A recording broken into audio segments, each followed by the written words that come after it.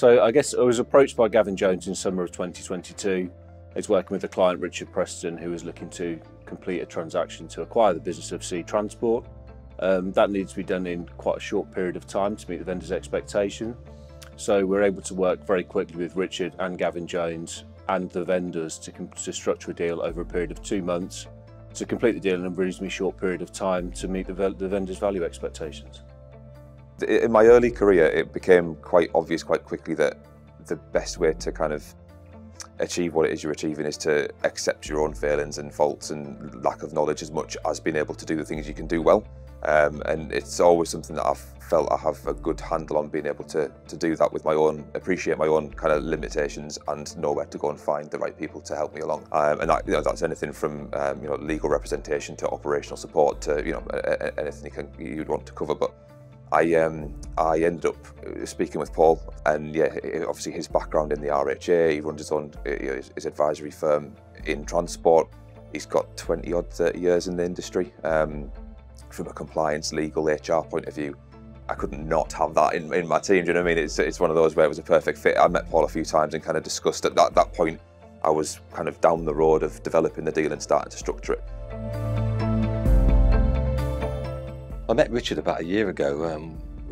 Richard found me on LinkedIn.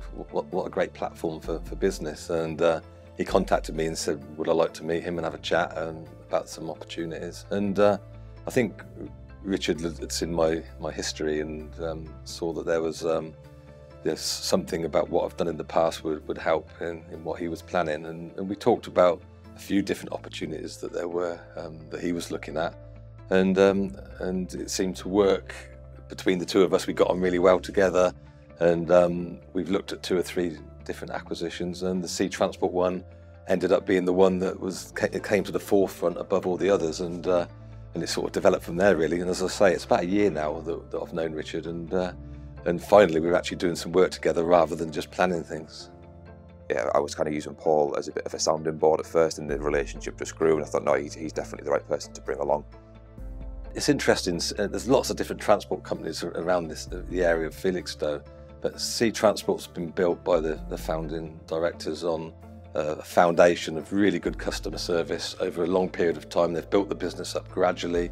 They've got some really good long-standing customers that have been working with the business for a long time, and it is really centred around the customer service they're providing.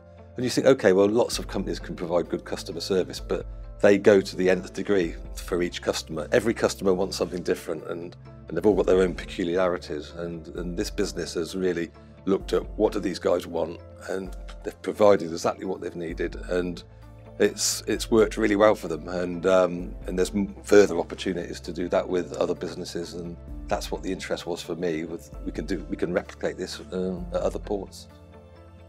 So the growth plan, you kind of have to start before really anything to do with Sea Transport. So I had a haulage firm up in the northeast, near the Port of Tyne, actually, in fairness, and had ambitions of growing by acquisition anyway.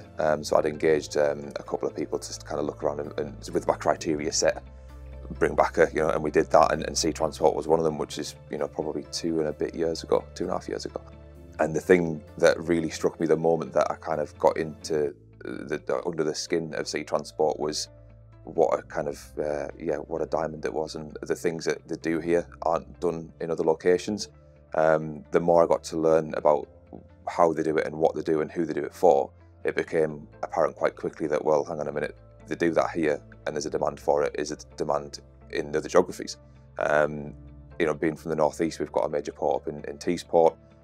You've got other similar types of activities, obviously Southampton and things like that. And my view was, my career previous to this was around kind of duplicating process and rolling out improvement kind of structures.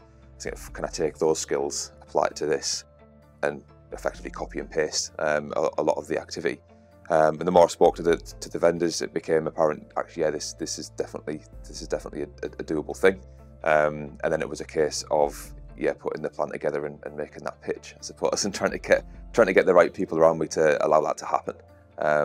And that's where we end up today. So the kind of the pitch of developing the 4 corners of the UK port-centric services, and then at an appropriate point in the future, having that centre point to rotate everything around hub and spoke style. That'll give us full coverage of the UK and the services that we offer, and then also the ability to grow a national contract base, which was, that's where it came from. It was a funny one because I could see what had happened to me 25 years ago with my business, that I started up from nothing on my own and built it up to a point where I couldn't really take it any further. And I decided to sell my business all that time ago. And here we were looking at Sea Transport, where they were in a similar situation with the two founding owners looking for somebody to take the business forward. And I thought, right, I can now do with this business what I didn't do with mine 20 odd years ago. And it was a really exciting opportunity. And I think the issue 25 years ago was I never had any financial support behind me. I was on my own. I was still relatively young. I was Richard's age. Yeah. And so I'm looking at Richard, seeing myself 25 years ago, and I'm thinking, if only I had someone like me 25 years ago, what I would have done. And I shouldn't say it really, but it's almost like I'm a father figure to him in some ways. But so that's what the attraction to me was the fact that I could now pick up where I left off with a little bit more experience in business, a lot more experience in the transport world, and hopefully the experience I'm bringing to the company will help it to move forward.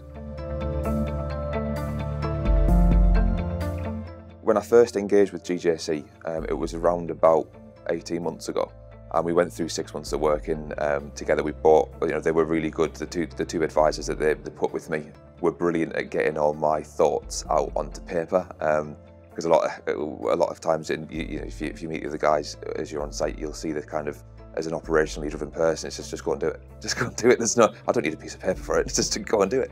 But I spent probably 4 months or so, every couple of weeks meeting with their advisors, and they did a fantastic job of both building the financial modelling that was going to be used as the basis for the deal, but also just having that ability to tease out what it is I was thinking and how I was going to go about doing something. And we got it all down into the decks that ultimately were what Enact saw and saw as the opportunity. So yeah, that first kind of 4 months was really, really valuable. And then as we got into the actual deal kind of final throes, there was quite a few occasions where Gavin was really helpful at stepping in and just making sure that we were progressing on time and to plan, and to hit the timelines that we did. I think I spent 6 months doing the debt raise deal, and we got it done in, I think it was about 7 weeks, and we went through all the due diligence again. So and Gavin was quite instrumental in making sure that we were all, because you've got several sets of lawyers, several sets of analysts, several sets of everybody else, and yeah, it's like trying to herd cats, I imagine. It certainly felt like that to me at points, and Gavin was really good at just, on one half, putting his arm around me and just keeping me in the right headspace, and then also pushing everyone else to the right end point. So yeah, it was really, really helpful. I'd gone through a debt raise version of the deal first, and although that was doable, it was more than doable, it didn't feel right to myself or the vendors to carry on down that road. And I picked up the phone to Gavin, and he said, I've got just the person. And that was, from, I think it was a Thursday afternoon that I'd had the conversation around the debt deal kind of being stopped. I think by the Tuesday I was sat in front of Felix. Yeah, so the background for Endless and our SME Funding Act is wedded in restructuring. So we're used to completing transactions in short periods of time. This business wasn't distressed in any way at all, but the timetable was akin to an accelerated process. So we were able to execute the transaction quickly by using our in-house diligence team and relying on our restructuring skill set. I think Sea Transport has a compelling proposition in the UK port services sector. It has strong relationships with multi-port groupage customers, really enhanced by its location on the port of Felixstowe, which gives it significant competitive advantage. Our plan is really to support the business in growing and extending its reach to multi-UK ports by using existing customers, but maintaining the ethos and values that have been really important to Sea around delivering consistently high qualities of service to its customers. So usually a sell-side advisor would run an open process. I think it was quite clear in this situation that the vendors had a clear value expectation, and transaction certainty was really important to them. So once we were able to get comfortable we could meet the vendor's value expectation, GJC were able to give us exclusive access to complete that transaction on the basis it was held at the agreed headline price, which we were able to do over a period of time, which was quite unusual. And we don't tend to adjust value unless there's a real reason to, and clearly the business is performing really well. when we look at Sea as a business, it's grown really successfully over the past 3 or 4 years due to the quality of service it provides to its customers and the strength of its relationships. And we're looking to continue to build on that platform, respecting the relationships the business has, and ultimately using that to extend the reach across UK ports in a controlled manner. So the growth that we expect across the business, so there's obviously 2 elements to it. So there's the Felixstowe site itself here. The site is quite capacity constrained. They only moved in a year ago to this site just before we did the deal. And they moved from, I think it was 20,000 square foot warehouse to what we've got outside, which is 85,000 square foot, and it's full. It's at capacity. And that just goes to show how well they do what they do, that the customers have filled it. So what we've got a situation of the other kind of strand to the expansion, as well as there being demand in the regions for the same type of work. Felixstowe processes a lot of freight that goes northbound anyway, and that takes up space in warehouses, it takes up space on the docks. So the premise, but one strand of it is, yes, the organic growth of new customers in those geographies, but the other part of it is having them as an extension of Felixstowe, so we effectively can increase that throughput of freight through here. Doing that obviously means moving the freight on a few more occasions to another holding point, and part of what was great about Sea Transport in its own right was that it has the ability to have total transparency with its customers. So the customer can log on to their portal, track that vehicle, track that particular consignment, and that's a full load dedicated vehicle, which is unusual in the industry. You don't normally see that. Normally, if you've got a dedicated vehicle, you'll know when it leaves and you'll know when it arrives, and that's basically it. Whereas with our system, you can track it the whole way through, and it gives live updated ETAs. It takes account of traffic, takes account of any hold-ups, and will automatically update the customer, and the customer can also log in, which is the differentiation point. I found working with them really good fun, actually, because they're really good guys. They're normal people that you see every day, and when you're working with banks and financial institutions, often they're working to this corporate way that they are, and they're working to a set formula. But with GJC, what I found was they're looking at your business. What does your business need? What can we do for your business in terms of the business that you're purchasing, but also what you're looking to get yourself out of the deal.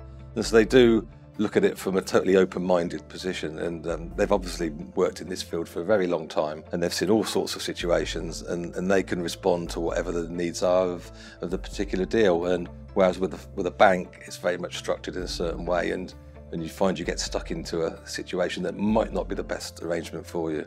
But when I started working with Gavin and the other people that are involved with GJC, I found them really easy to get on with, and everything just seemed to happen as and when, as per the plan. The plan was drawn up, and everything just seemed to go ahead as per the plan. The only stumbling block, I guess, was the lawyers always take longer than you expect them to, and we can't do nothing about that.